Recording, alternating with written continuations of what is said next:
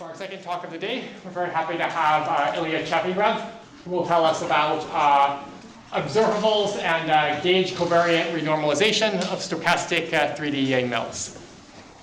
Thanks very much. Thank you to the organizers for organizing this very nice workshop and for inviting me to speak here. So I am very much from the Yang-Mills theory part of this talk, so somehow there's as I put it, there's three very difficult topics. I will primarily talk about one of them, although I will mention the continuous, so there's a connection because there's a continuous symmetry also in Yang-Mills that I'll speak about, a very large one. Primarily what I'll be speaking about is a work that we finished with Hao Shen earlier this year, and it's about the three-dimensional quantum Yang-Mills problem, in particular studying the Langerman dynamic associated with this problem, so the stochastic quantization equations. And so the goal of the talk is to describe what these equations are, what they look like, what they can tell us about hopefully the somehow underlying invariant measure. And in particular, we're focusing about the observables in this model. So I'll try to describe some nice observables that one can find for this model. Okay, so let me begin with a general setting for how I maybe think about this problem and where it comes from. So we're going to be interested in studying Euclidean quantum field theories. So I have a very narrow view of what Euclidean quantum field theories are. So to me, they're going to be essentially Gibbs-type probability measures on functions. And these functions are defined, say, on Rd, could be some manifold, but let's just work with Rd for the moment, and taking those in some vector space E at the moment. So think of E as maybe R, or another finite dimensional vector space. And they're going to be, as I said, they're Gibbs types. They're given by this kind of heuristic formula. So an infinitesimal volume of dA is proportional to e to the minus of some sort of an action times a formal Lebesgue measure on the space of fields. And typically, the actions that we're interested in are going to be integrals over the underlying manifold, Rd, of some Lagrangian density that involves A and its derivatives. Okay, so these types of Euclidean quantum field theories are interesting in maths for a few reasons. So they arise, for example, in constructive QFT, perhaps where they first appeared, because one can relate these Euclidean QFTs to models of elementary particles on the constant space. So there's a mathematical physics origin to these fields. They also arise in statistical physics. So if you look at lattice models, similar to what Tyler was speaking about, and you rescale them out and sort of zoom out in the correct way, you should see somehow Euclidean QFTs in the scaling limit. And this is rigorously known for many models and not known for many others. And they also arise in analysis of PDEs, so deterministic PDEs, because many deterministic PDEs, like nonlinear Schrödinger equation or the wave equation, they're Hamiltonian flows for certain Euclidean QFTs. And so by analyzing these Euclidean QFTs, and you can determine well-posedness theorems for these PDEs. Okay, so this is just some motivation as to why you might care about these types of probability measures. So what's the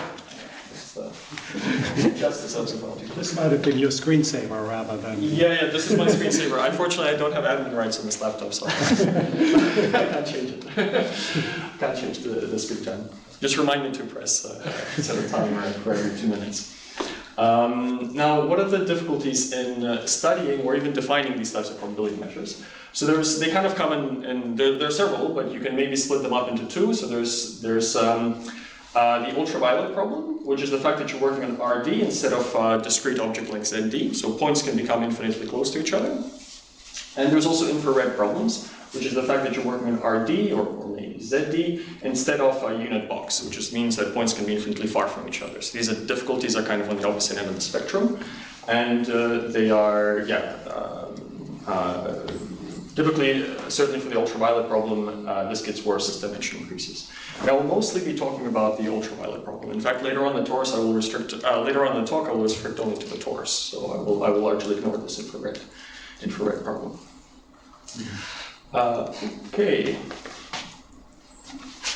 Okay, so I'm going to be now focusing on a particular type of Euclidean quantum field theory, which I will now introduce. And okay, this is the first talk of Yang-Mills about in the conference, so I will I will try to spend some time discussing it, maybe spend a little bit of time motivating it as well. So if there's, again, if there's actually any talks at all, if there's any questions throughout the talk, feel free to ask me. I like questions. So yeah, don't hesitate to interrupt. So to define Yang-Mills theory, we need a few ingredients. So we're going to fix a compact connectivity group G, which is going to be, I'm going to take it as a subgroup of the unitary matrices, n by n unitary matrices. Okay, and you will lose nothing by taking, in fact, in the talk, by taking G is equal to UN. So if you want a concrete example, take G is equal to UN. And I'll denote its Lie algebra by mathrac G. Okay, so these are just subsets of matrices. Okay, so it's very concrete objects. The kind of the dynamical variables that we're going to be interested in are going to be gauge fields. So the gauge fields are defined as one forms, and these are functions from Rd into the so that they have d components, and each one of them is a function from Rd into the Lie algebra. Okay, so AI is a function from Rd into the Lie algebra. You should think about these as sort of infinitesimal versions of these something that if I give you Rd. To see it there. So if I give you Rd, then what you should think about is that at every point you have a copy of the group G. This is a copy of the group G, and this AI gives you an element of the tangent space at the identity. So maybe this is the identity of the group, and yeah, this AI. No. So AI is a sort of it maps every vector EI into an element of the tangent space. Okay. That's the picture one should keep in mind. And no, this is not the. So that's not my screen. That's the clicker. So no. Don't breathe. Okay, good. So, and so to define this, so in the previous slide I said that Euclidean quantum field theories come with somehow an action. So the action here is the so-called Yang-Mills action, and it takes on a form that looks like maybe has a Gaussian character. Okay, so there's the underlying action which is going to govern the dynamics of the theory. Is the L2 norm of the curvature of the field. So F is the curvature of the field. And here I've written in explicitly in terms of traces of matrices. So this curvature is a two-component, it's a two-form, which means that it's antisymmetric in the variables I and J. I and J run over 1 to D. D is the dimension of the space. And then it takes on this explicit form. And you can see that if the Lie algebra, so if the group is abelian, then this Lie algebra is also abelian, and this is the Lie bracket, right? This is AI AJ minus AJ AI. This will vanish, and you're left with essentially Gaussian theory. But in the non-abelian case, this quadratic term survives inside of F, and then when you square it further, it leads to quartic terms. So generally, you should think of this Lagrangian density as involving terms that are quadratic in A, trilinear, and quartic and cubic and quartic in A. A and its derivatives. Okay, so some basic examples. So if you take G is equal to U1, so this is the abelian example that I was talking about, then the Lie algebra is R or IR, depending on which way you want to look at it. Yeah, in this case, this theory, so this Yang-Mills theory essentially boils down to Maxwell's theory for electromagnetism. So the stationary points of this action, you're interested in the stationary or the minimizers of this action because that's where your probability measure that's where your classical solutions are, the minimizers of this action. And a minimizer is always a stationary point. And so the stationary points of this action where the gradient vanishes are precisely, you can rewrite them in terms, or you can show that they're kind of these traveling wave solutions. So that you get these photons. Essentially how photons don't interact. photons don't interact. And if you work on something a little bit more interesting, so you take G to be, say, SU3, then G, the algebras, the skewed Hermitian traceless matrices, then this theory is supposed to somehow be part of the standard model, which is responsible for quantum chromodynamics, so essentially how quarks interact. Okay, and so basically what we're going to be interested in is defining and studying this object, which is the Yang-Mills measure in dimension D. Okay, this is the object that we'd like to understand. So there's the way I've set things up at the moment is quite generic. So I give you a space of fields, and I give you some action on them, and I want to describe this Euclidean quantum field theory associated with this action. This is there's other simpler models that one can look at, like maybe 5-4 models that people here are very familiar with, or the Gaussian models following this example. Now there's something very special, and this is maybe where the continuous symmetry is going to appear. There's something very special about Yang-Mills theory, or gauge theories in general, of which Yang-Mills theory is an example. There's an infinite dimensional symmetry group associated with this action, or with the whole theory in general. So there's so for two one-forms A and B, we're going to say that they're gauge equivalent, and write this as A sim B. If there exists a function G from Rd into the group, such that B and A are related according to this formula. So somehow you hit G with this conjugate of G, and then you remove its derivatives. This derivative recentering back to the origin. So the way you should interpret this kind of gauge transformation is that,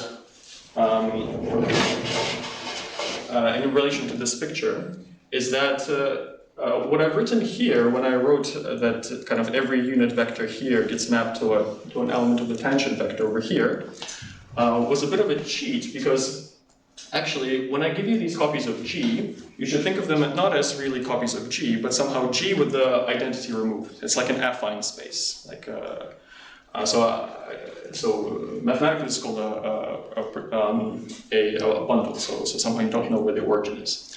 And so by somehow every point is as good of an origin as any other point. And so when I choose for every single point in Rd an origin over here, that's when I can write out my my one form using this, or my variables A using this one form somehow. But I could have easily chosen somehow every point on the circle can be the identity. So I could have somehow chosen another point on here to be the identity, and then for another point I could have chosen another point to be the identity. And that's this move that moves this point to that point is what this G is doing. So here's a new identity, like that. And so somehow at every point I have this freedom to shift the spheres around. And when I do that, I get new tangent vectors. Somehow if I pretended that this was the new identity, then my G would shift the identity to here, and I would get new tangent vectors. So if this was the new identity, I would get a different tangent vector that it was so I'm essentially changing coordinates systems. So I would get a different representation for A, which is going to be given by this B. So, okay, maybe that's not maybe it's not super clear, but somehow you should think about this really as a change of coordinates. And A and B are exactly the same fields. So somehow physically they're still the same objects, because all I've done is I've changed my choice of origin, which shouldn't change the physics of the system. Okay. There's like an internal symmetry at every single point. This is as an infinite dimensional symmetry group, because the space of these G's is infinite dimensional. Okay, and then there's this, so as I mentioned, there's this postulate that if A and B are equivalent, then they should be physically identical. In particular, the action that I presented, this Yang-Mills action in the previous slide, it's an exercise to check that it's indeed doesn't change if you apply these gauge transformations. And so what you're actually really interested in is not really a probability measure on the space of functions or distributions. So Euclidean quantum field theories will typically not be supported on functions, but instead on distributions, as many people are aware. what you're really after is a probability measure on this quotient space. You want to quotient out this, so I write this as the space of one forms from RD into G. You really want to quotient it out by this equivalence relation. And this is usually some sort of a nonlinear space, and it's not even clear how, so if this is a distributional space, how do you define this equivalence relation when A and B are not smooth? And, yeah, so these are all problems that are somehow to be worked out, and largely they're still not worked out. Okay. Any questions at this point?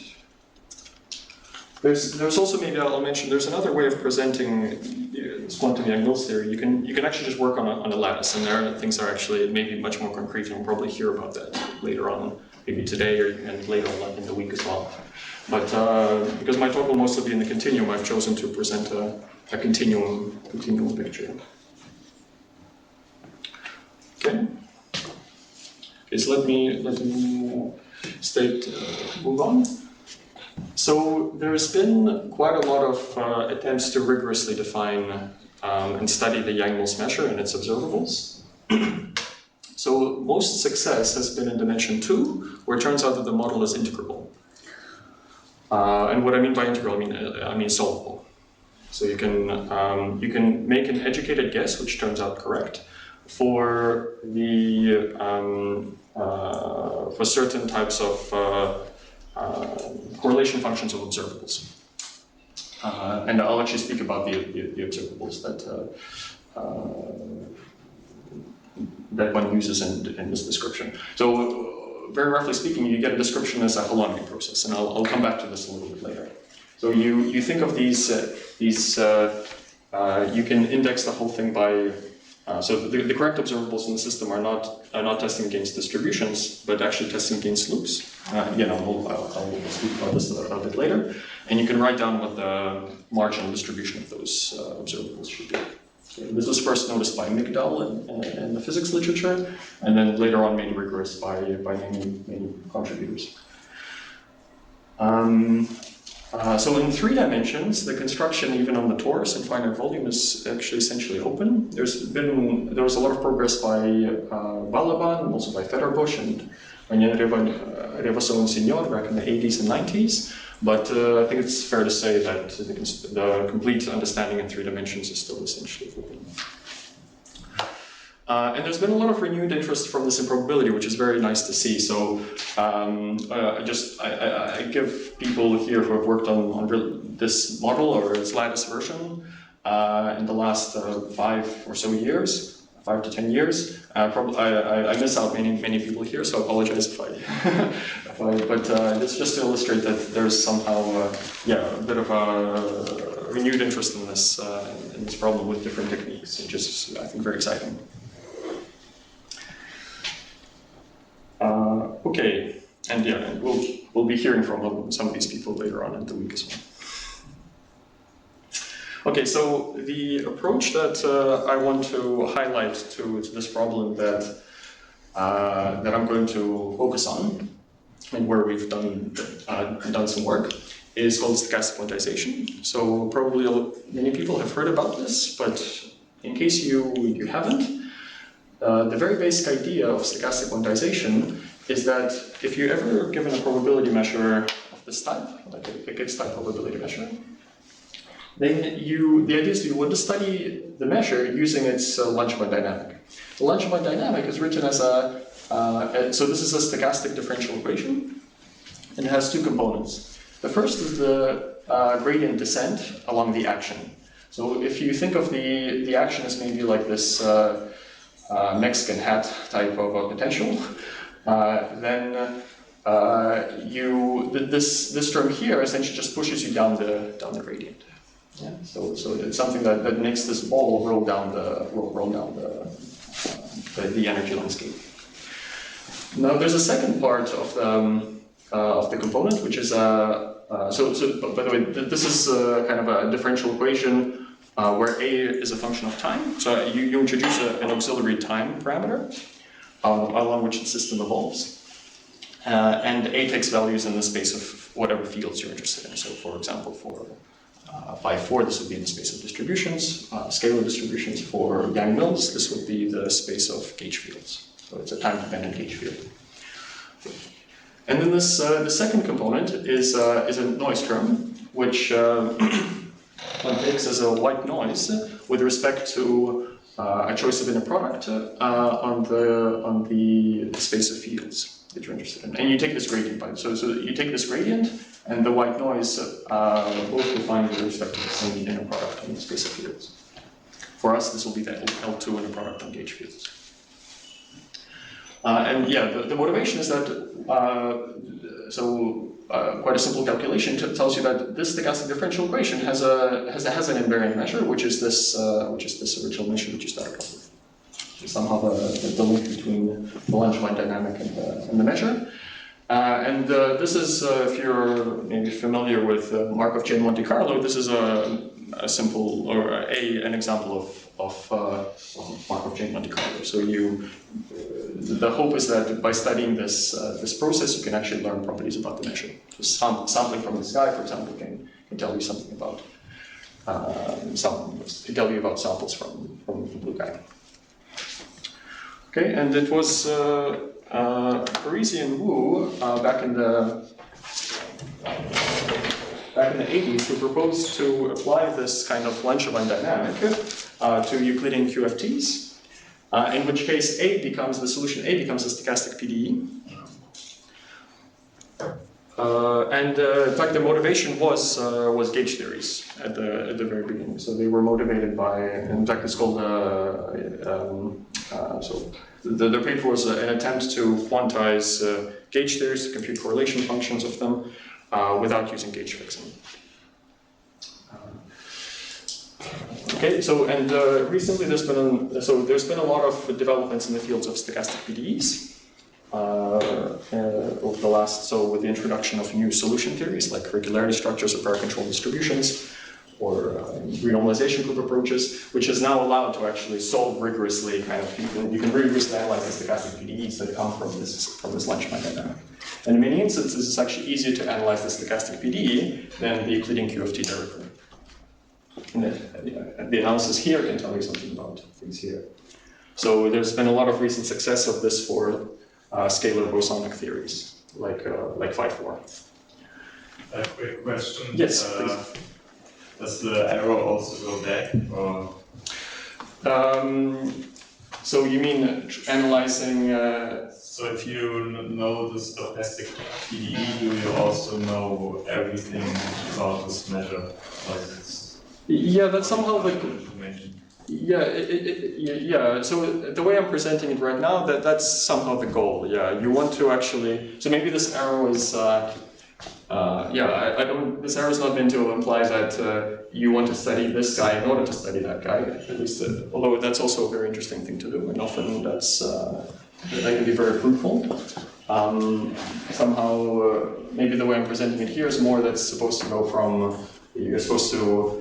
By studying the stochastic PDE, you can learn things about the Euclidean QFT. So my question was if you can learn everything about the QFT or some information gets lost along the way. I guess you probably won't be able to learn everything about it ever, in some sense, because there's too much to learn. But certainly, you can learn many things about it. Yeah. You can even use it to give a construction, for example. It's not obvious that, the way I wrote things down, things are horribly defined, right? There was this formal Vega measure that doesn't exist. There's singularities inside, so I told you this is supposed to be supported on the space of distributions. The action involves certain products. What do you mean by those products in the space of distribution? So the Euclidean QFT itself is ill-defined. You want to give some sort of a sensible meaning to it. And if you can, so one of the ways of giving a sensible meaning is you start with the stochastic PDE. So that stochastic PDE up there. You prove that it has an invariant measure. So you can even prove that it has a unique invariant measure. And then that unique invariant measure is a very sensible definition for your Euclidean QFT. So you can even use it to just define it in some sense. Actually, for three-dimensional Yang-Mills, where there is no construction of the Euclidean QFT, that would be a possible approach that one might try to do. Are there any other questions right now? not, so let's continue. So for Yang-Mills, this gauge symmetry that I was talking about, remember I mentioned that there was this infinite dimensional gauge symmetry group. The way that it comes up inside the analysis of the Langevin dynamic is as follows. So if you write down this Langevin dynamic that was in the previous slide, and here I index in the superscript the initial point. Initial point A is some sort of a, say, deterministic one form. So this is something that you just choose. And let me denote by this bracket the whole equivalence class of everything that's equivalent to B. Then, if you start your Langevin dynamic, so this is at the moment this is heuristic, but I will present a rigorous theorem on the next slide. If you start your Langevin dynamic from two different points that are on the same gauge orbit, so this black line represents one gauge orbit, one equivalence class.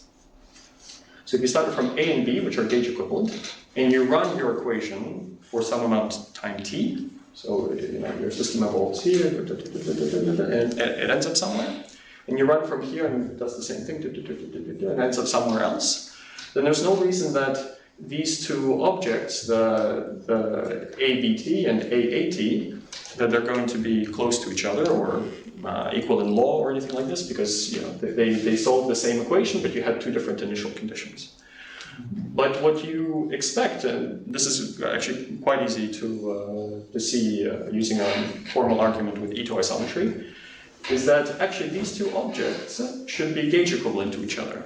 In fact, they'll be gauge equivalent to each other by the same gauge transformation that sent A to B. If you're studying the equation that you write down here. So in law, these two guys should actually be equals, and the gauge equivalence classes should be equal. So what this means is that somehow this equation projects down to actually a diffusion on the space of equivalence classes. So if you quotient out, so omega is the space of one forms. If you quotient out gauge equivalence, you get this kind of projected space here. And then this kind of heuristic argument tells you that what you should expect is that you can simply start this kind of the projected process from an equivalence class. It doesn't matter which A and B you pick. You will always project down to the same diffusion on the equivalence classes, and you'll end up at a well-defined point. Okay, so this is how gauge equivalence somehow manifests at the level of the Langevin dynamic.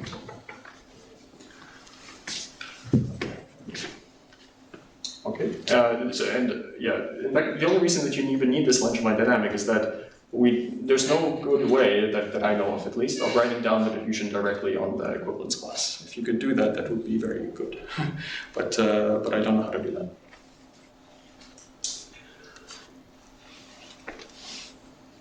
Okay, so the rigorous statement behind the heuristic that I just explained. So we proved this in two papers. The first focused on dimension 2, and the second focused on dimension 3. So we know how to make this rigorous in dimensions 2 and 3, which are the subcritical case. We'd like to do it in dimension 4, but that's much harder. So the statement is as follows. So let's work with dimension 2 and 3. Also work on the torus, as I mentioned. So from now on, restrict everything to the torus. Now you take the same Langevin dynamic that we had before.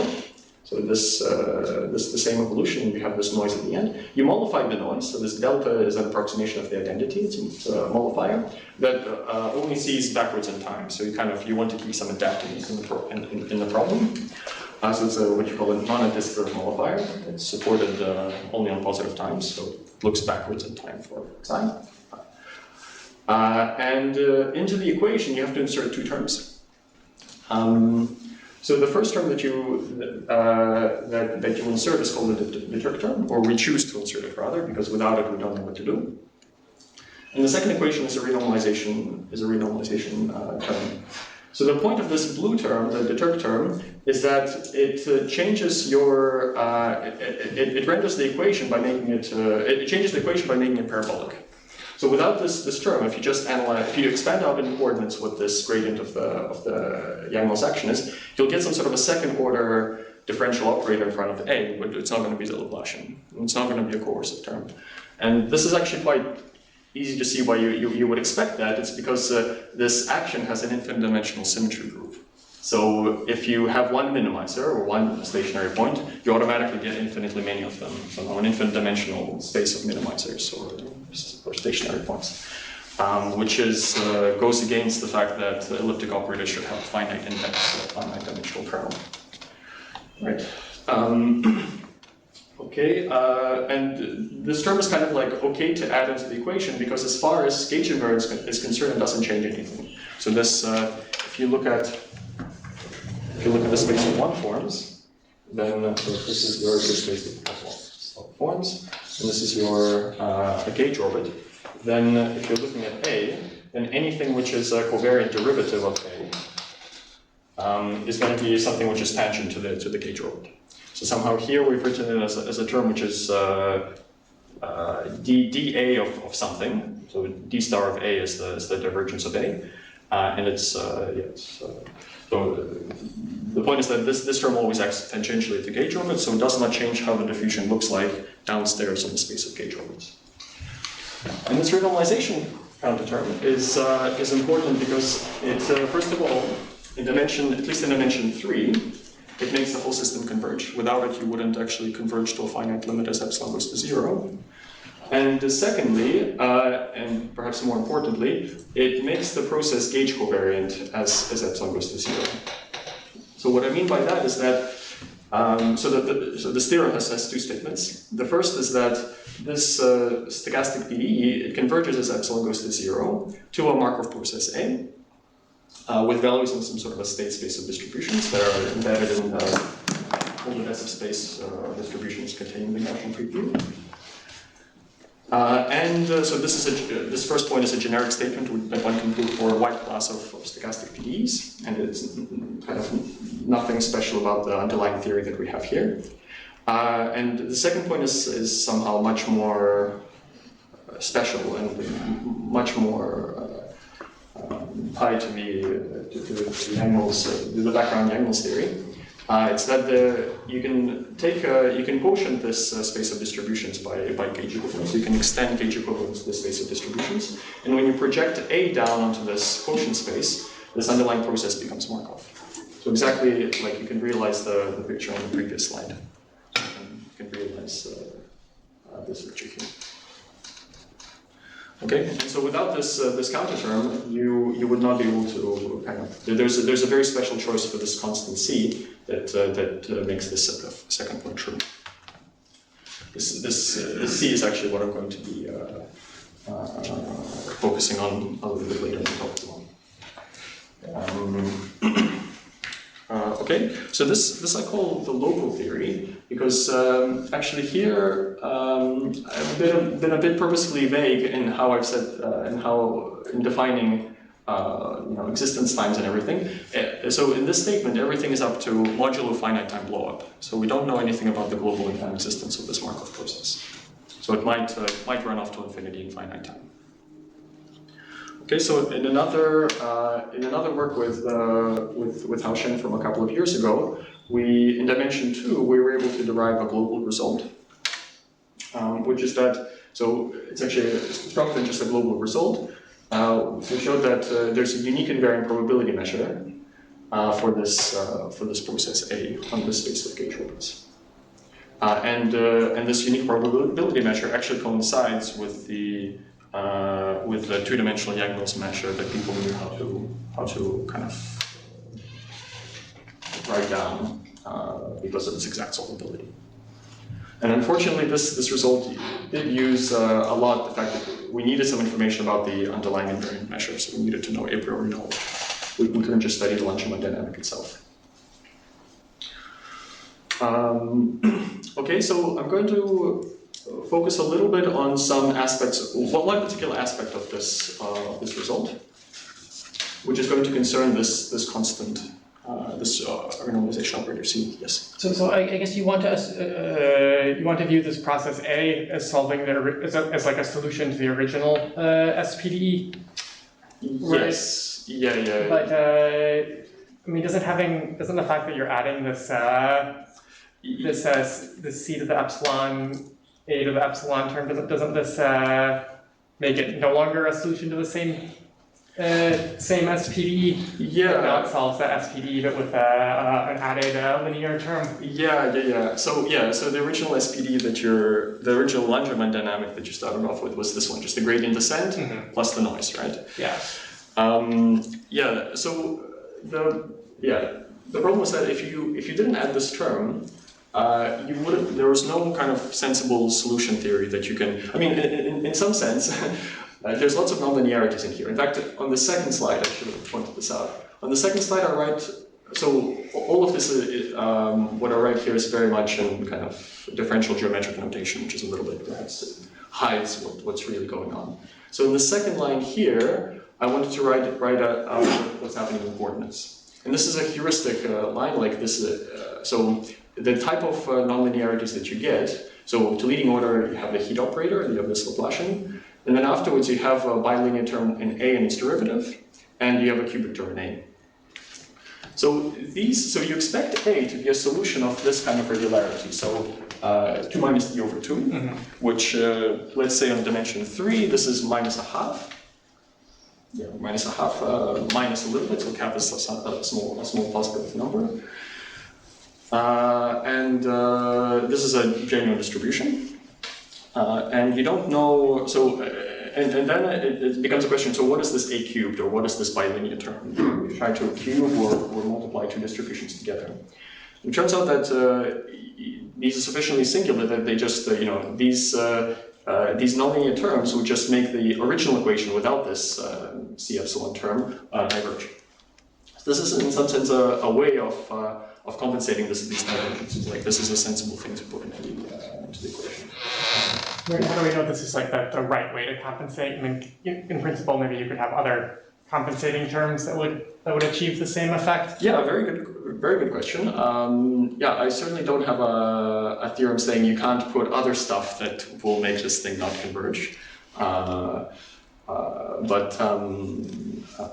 Isn't your other theorem the one on the next slide, justification? The fact that you do recover the...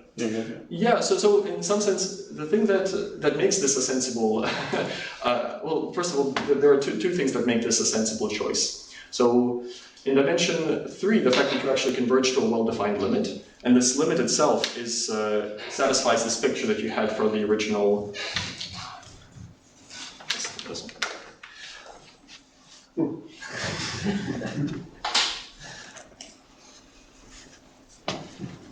So the fact that you're able to recover rigorously this picture that you expected for the original Langermann dynamic is somehow a justification of the fact that that was a good choice. So formally that term breaks the gauge invariance? Yeah. That term will break gauge invariance, exactly, yeah. But, so if you look formally at the right-hand side, you don't expect it to be true, but then the limited... Exactly, yeah. And in fact, at positive epsilon, you don't have this gauge invariance. So you only recover gauge invariance in the epsilon to 0 limit. Because this mollification, I told you that there was this heuristic argument that I didn't present. It used the etoisometry. For etoisometry, you need to work with true white noise. The fact that when you conjugate white noise by something, if you rotate white noise, it stays a white noise. This is only true for the true white noise and not for its mollification. So once you mollify it to kind of start with a continuum approximation, you also break it. So this term breaks gauge covariance. And this term serves two purposes. It makes you converge, like I said here. So it makes the whole equation actually converge to something. And then if you choose it correctly, if you find a very special value for it, it'll restore this gauge covariance. I don't know if that answers.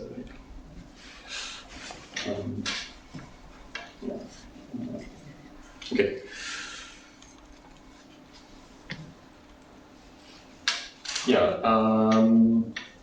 And so as I mentioned, in dimension 2, there's a global theory solution. So in particular, the fact that you have an invariant measure implies that this Markov process has infinite time existence as well. Okay, so I want to focus on one aspect of this global theory. So there was an important step, which was so in the two-dimensional global theory, this something very special happens, which is that these constants that typically actually diverge for these kinds of problems, they actually converge to a well-defined limit. And this limit is unique. So there's only one choice for these. There's essentially only one choice for these constants C epsilon.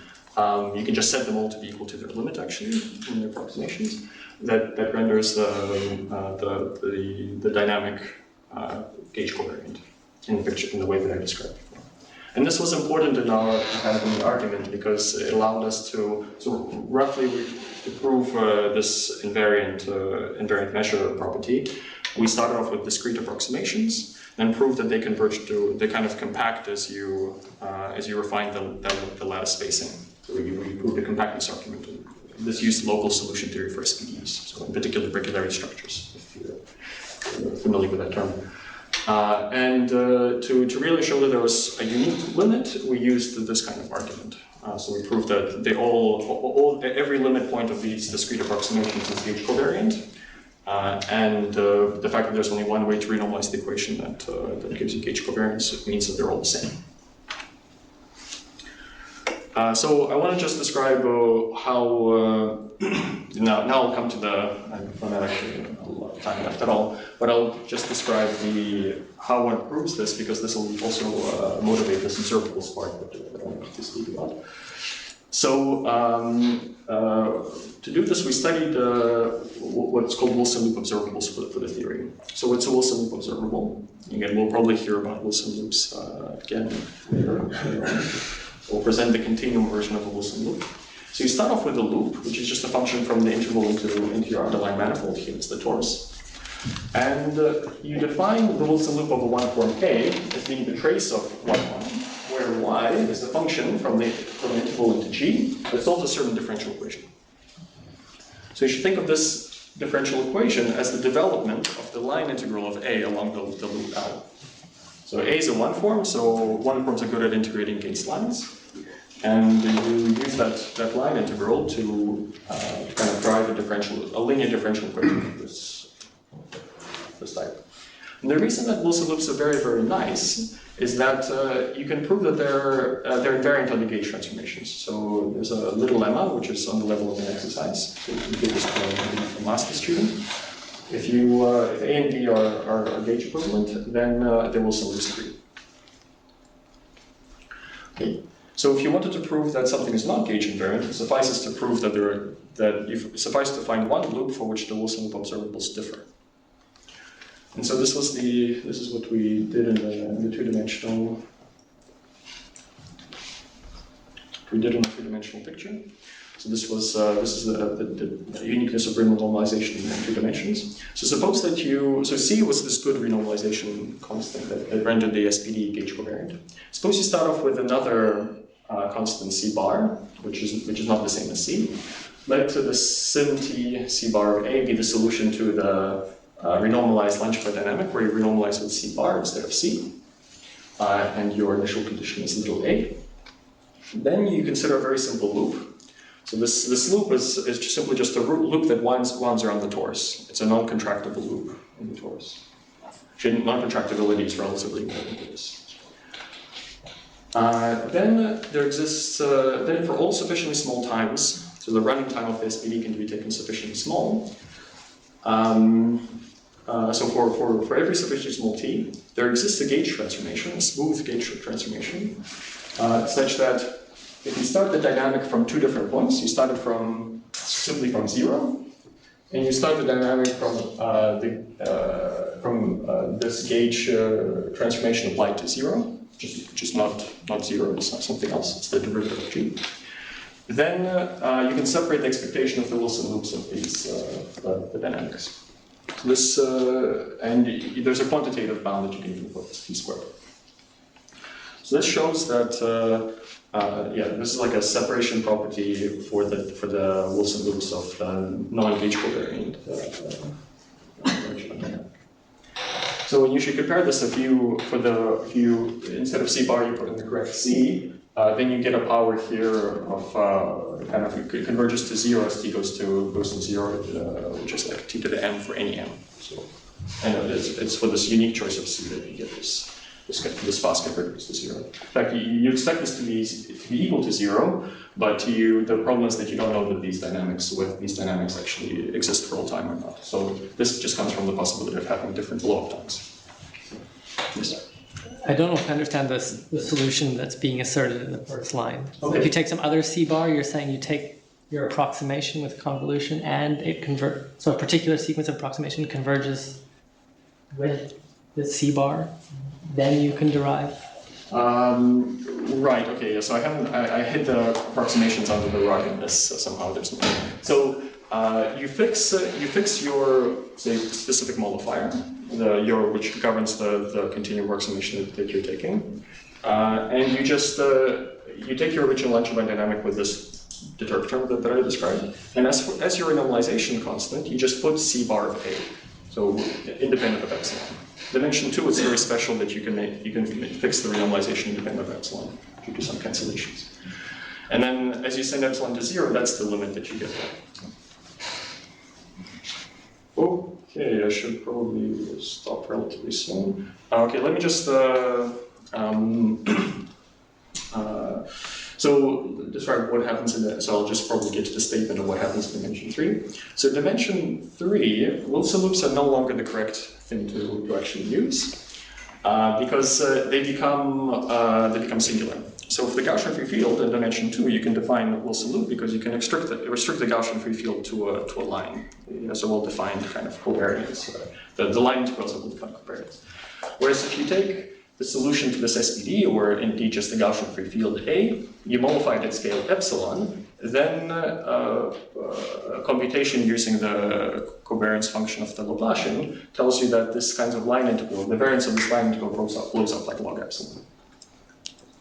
So there's not really much hope of defining Wilson loops in dimension 3 for these due to the ultraviolet singularities. So instead, the idea is you want to regularize A by the Yang-Mills heat flow. So this is a kind of a way of regularizing, so kind of smoothing the field so that it remains gauge covariant, but also becomes smooth. So we define this Fs of A as being the solution to so you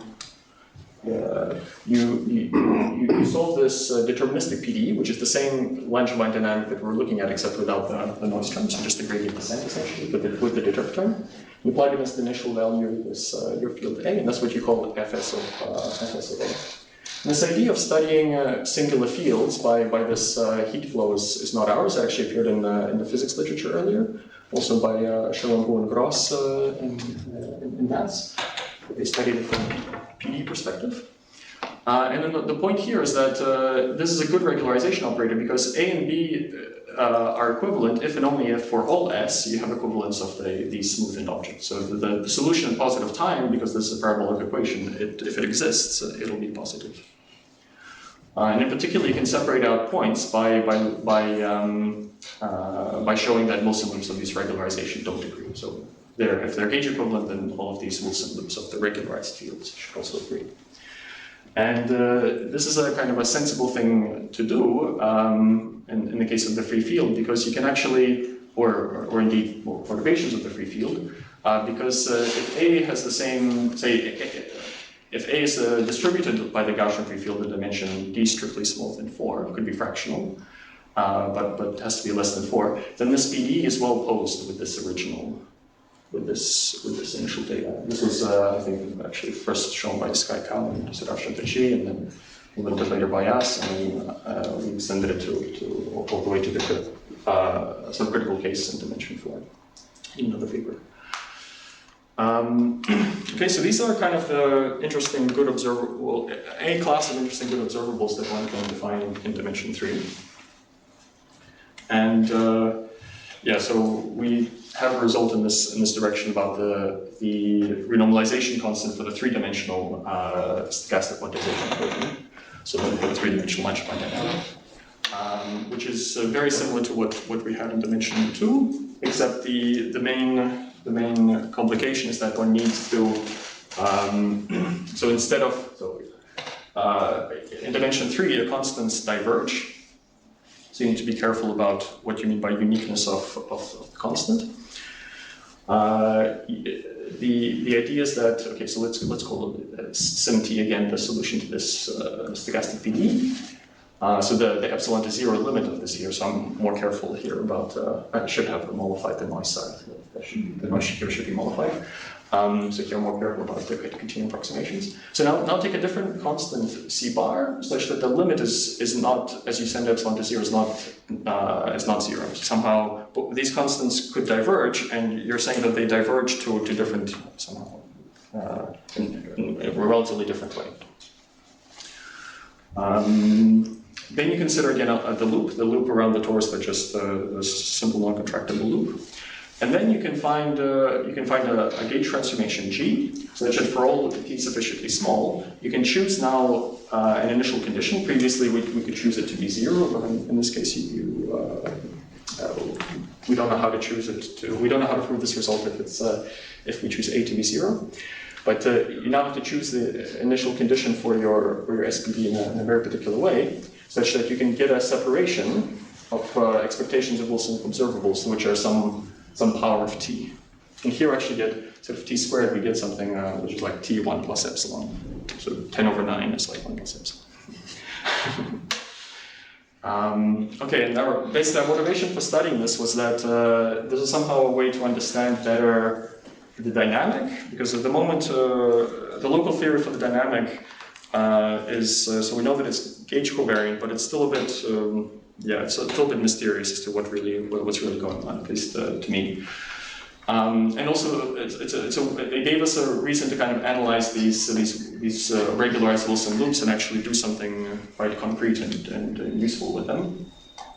And also, as a potential application, you can, just like in our original motivation for proving this result in the two-dimensional picture, you can use this to show uniqueness of limits of discrete approximations. So, in fact, showing that discrete approximations for the three-dimensional Langevin dynamic converge is still open, but you can, using this result, you can somehow write down a conditional statement, like if the discrete approximations converge and you have enough good quantitative enough information that you expect from the local solution theory, then they'll all should converge to the same limit. Okay, so I think I wanted to give, I have maybe 2 or 3 slides on the idea of the proof, but given that I should be Let me just maybe summarize it with kind of this diagram.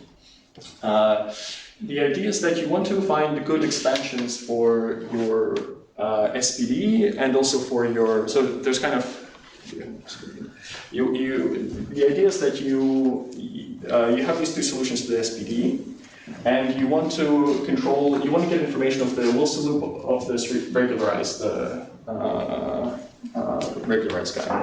So the idea is to do a short-time expansion for both T and S, and there's sort of 3 levels of expansion that you need to take. You need to expand the solution of the SPD, you need to expand this Yang-Mills heat flow, and you also need to expand this Wilson loop, and then compare the expansions for your 2 different solutions of the SPD. And the idea is that you can't choose your there's kind of like a few parameters that you have to play with. The idea is that you can't choose so S is your regularization scale. You can't choose it too small, because then your fields become too rough. So like you're not regularizing enough, and then you don't know what Wilson loop expectations are doing. But on the other hand, you can't choose S to be too large, because then you lose control over the difference of your. So you somehow through expanding the SPD, you might know that A and B are close to each other, or you explicitly know what the difference between them is. But then if you regularize too much, you lose control over that. So it turns out that there's really just a kind of a sweet spot of S, which is much larger than T, but somehow not too large, where you actually get some good quantitative control of these observables. Also, depending on where your T actually starts, you need to choose your initial condition A in such a way that somehow your fluctuations are kind of your fluctuations from the initial condition are smaller than what you are smaller than the size of A itself. So this is important in controlling the error terms in all of these expansions. So yeah, this is roughly the picture that I keep in mind for when thinking about where all the different parameters are going. Okay, so yeah, I have a few further problems that I thought kind of is interesting where this work kind of there's a few questions that this work I think potentially leads to, but I think I'll just